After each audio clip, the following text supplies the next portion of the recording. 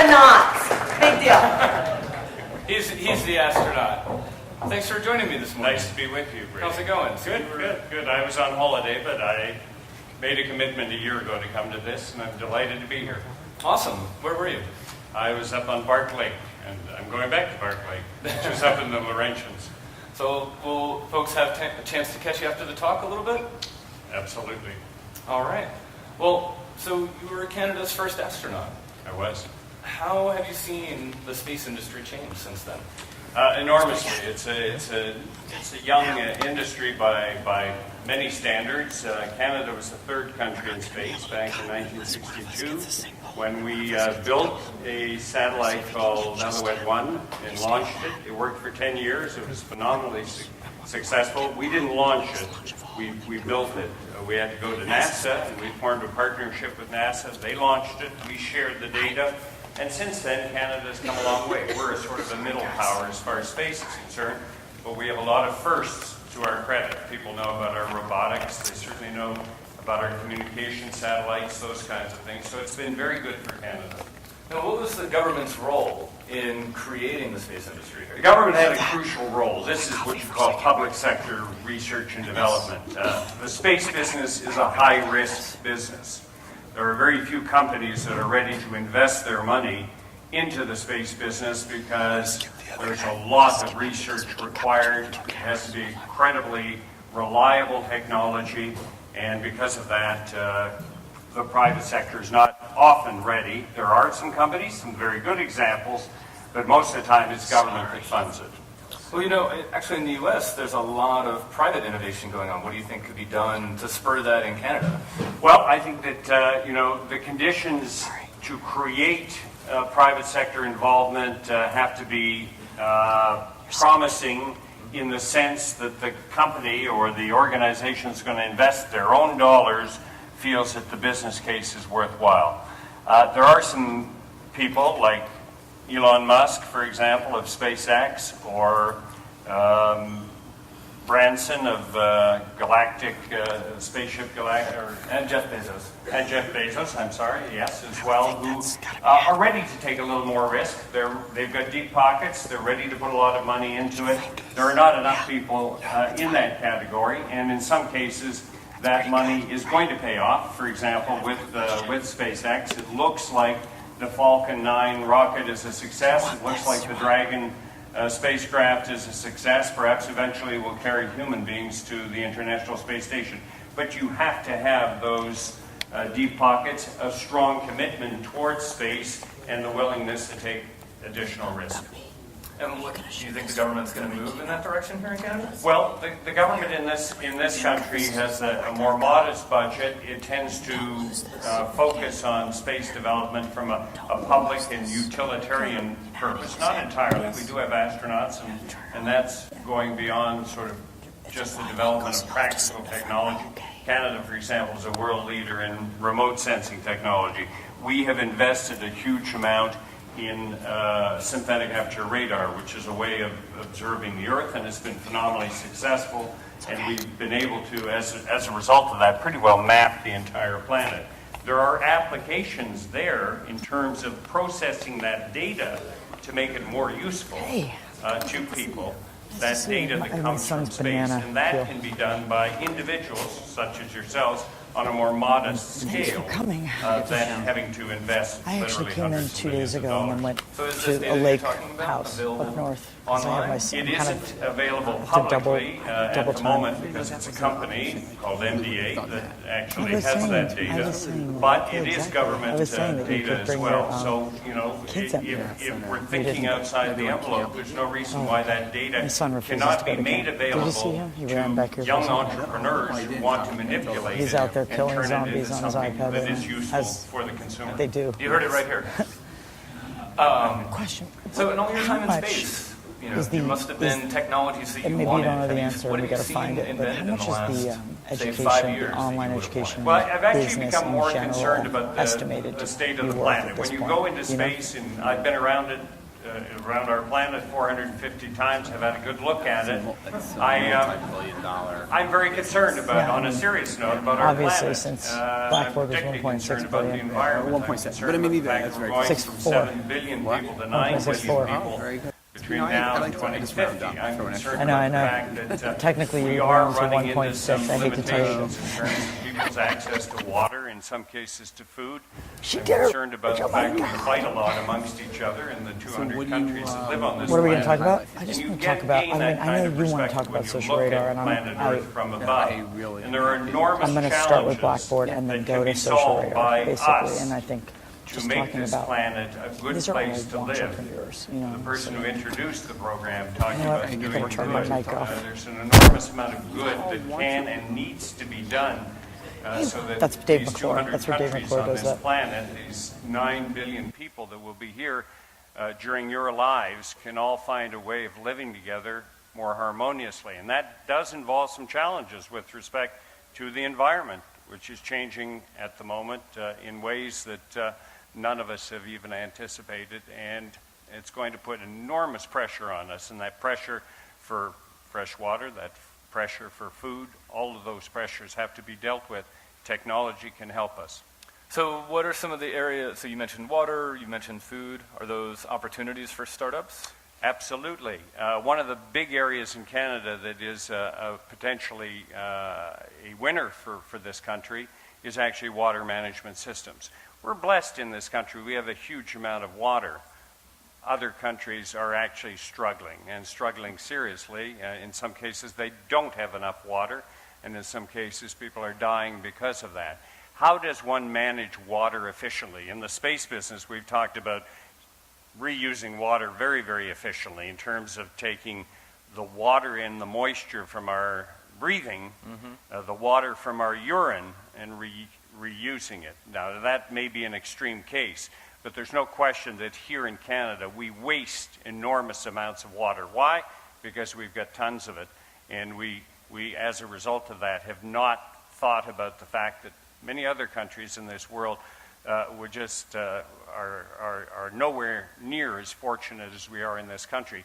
But we can develop technologies on water management that can be of enormous benefit, not only here in Canada, but mostly in other countries that have a problem. Now, who are the deep pockets that are going to help fund that work? You know, one of the things that I ran for the leadership of the Liberal Party a little while back, and it was a good experience for me. But one of the things that I focused on a lot, because I think in this country we have good ideas. That's not the problem. The other ingredients for successful entrepreneurship are obviously having the right set of skills to develop that, and that's more complicated than many people think. And the final thing is access to capital. One of the things that the government, I believe, the federal government can and should be doing is providing incentives to those who have those deep pockets, and there are people who have those deep pockets, but are not willing to take the risk. Finding a way to lower their risk level. And one of the things that I talked about when I was running for the leadership was either an angel investor tax credit for those willing to invest their money in a startup. This was a way of lowering their risk by giving them a tax credit. Or in some cases where you're talking about a company that's already publicly traded, giving a capital gains exemption to those who are prepared again to reach into those deep pockets and provide some of the funding. I think that's one of the things that we can do from a federal point of view, which will stimulate, because in many cases the ideas are there, the skills may be there, but the capital is the problem. What do you think could be done to raise the number of CS grads? Because I was just reading, there's about 150,000 CS grads created in the U.S. every year, about 40,000 in Canada, but there's a lot more jobs that are needed. That's one of the big challenges we have in this country, and it's one of the challenges in Canada of having what we call a federation, a confederation, because as you know, the educational system comes under provincial control. Are we turning out enough of CS graduates and in other technologies where we have a screaming need for people because with the right sets of skills? How does the federal government play a role in that? That's more problematic because each province controls their universities, their teaching institutions. They all know that they need to turn out more, but we're not turning out more. So there needs to be a solution found to that. That solution shouldn't necessarily be just by trying to increase immigration. That is part of it as well, bringing in skilled people from outside the country.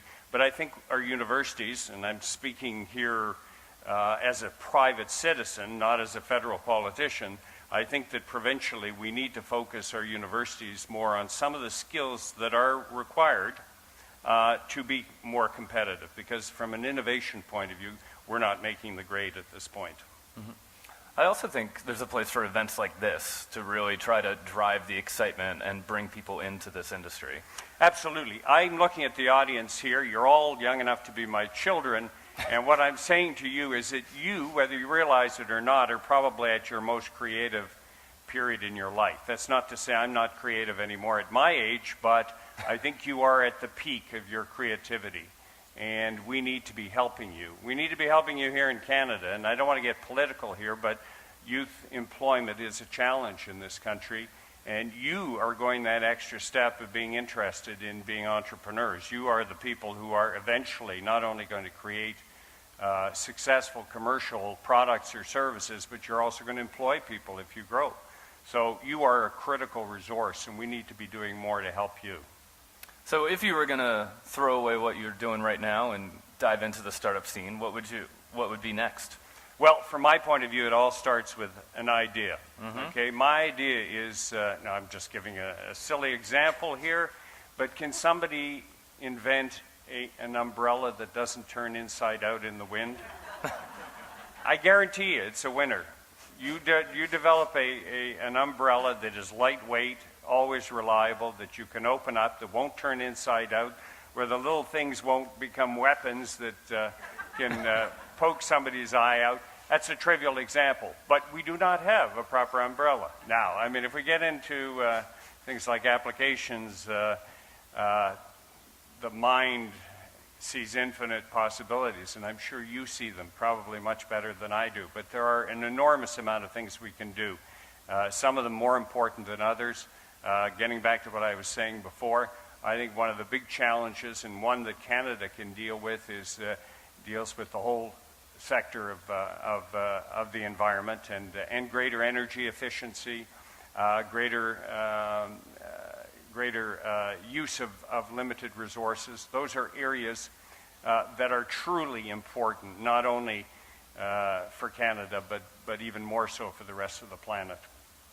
Now, when you first went into space, it was pretty siloed, and there were a lot of countries kind of competing for space, and now there's a lot of international cooperation. Yes. Did you think that would ever happen? No, I didn't. Really, when I first flew in space, the Cold War was on, and who would have thought that 5 years later, in 1989, Russia would be working with Canada, and thank God, because the shuttle's retired. The only way to get to space at the moment is on a Soyuz rocket out of Kazakhstan, and until such time as vehicles like the Falcon 9 are carrying people up, it's the only game in town. Another possibility are the Chinese. The Chinese are very, very ambitious. They've had several human space flights, and they are intending to be the leader. And they have the benefit of being able to focus under their government system on 10-year programs that are funded, that go towards a particular endpoint, and they don't waver from that. And so I think that in many ways China may provide that impetus for other countries to get back in the game, because space has kind of fallen a little bit off the list of priorities for certain countries at the moment, and this will help to stimulate that competition again. Now, did you ever participate in any international flights? I did. Well, I mean, I went up to the International Space Station on my last flight. I went to space 3 times, and on my last flight, it was a space station building flight, and we brought up the first solar rays. These are the largest solar rays in the world.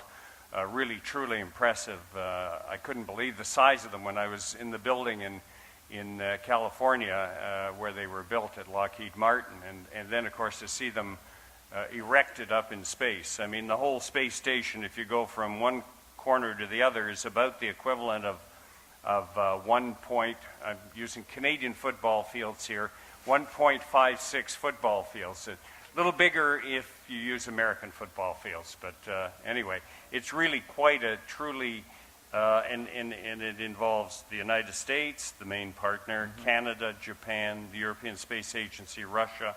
This is an example of international cooperation such as is rarely seen from a technological point of view, because everything has to work together. And how did that coordination happen? It happened with a lot of goodwill because different cultures, different space agencies bring different expertises. And by the way, we need that cooperation. It's too expensive otherwise. We need to work together. We need to say, well, you'll do this, I'll do that, and then work out very carefully the interface, because if the interface doesn't work, you're out of luck.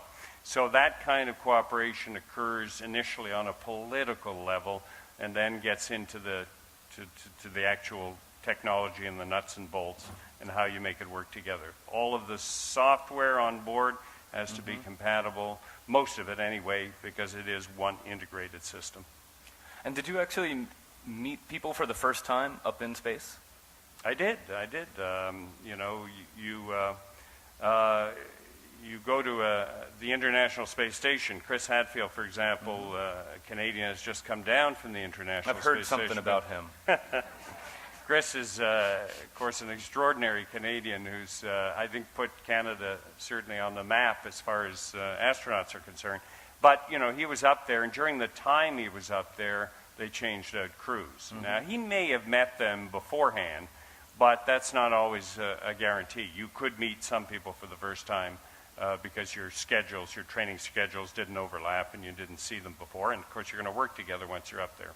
What is it like meeting someone for the first time in space? It just seems to me, you know, when I meet someone internationally for the first time, we're both away from home, but to actually both be off planet just seems... It's pretty cool. I think that in many ways it's like on Earth when two people are... But I will... But Tang is involved, of course. Tang, that's a separate story. We can talk about Tang. But there is one thing at the back of your mind when you do meet the people that you work with up there, and that is that you depend on them for your life. And you know, if you and I are on a flight together, I'm going to trust you so much that I'm never going to look over your shoulder. I'm never going to second guess you because I trust you. I trust you. You are my fellow crew member. So there's a very strong bond that develops between crews. It has to, and it's built up over long periods of time, even with the families of the crew members. And it has to be that way because we cannot all be experts and all be doing everything. So everybody's got their job, and everybody implicitly trusts the other person. And that can be a tough challenge when you're together for 6 months, and you know, and you really do have to learn how to work with people. And I would suggest it's the same on Earth. A successful company, it may start off being 2 or 3 people and may grow. The more successful ones are the ones where people develop that relationship between each other, where they do build up that sense of trust. It's very, very important. All right. Well, thank you very much for joining us. It's my pleasure. Enjoy the rest of your vacation. Thanks, Brady. Take care. Thank you. Thank you. Thank you.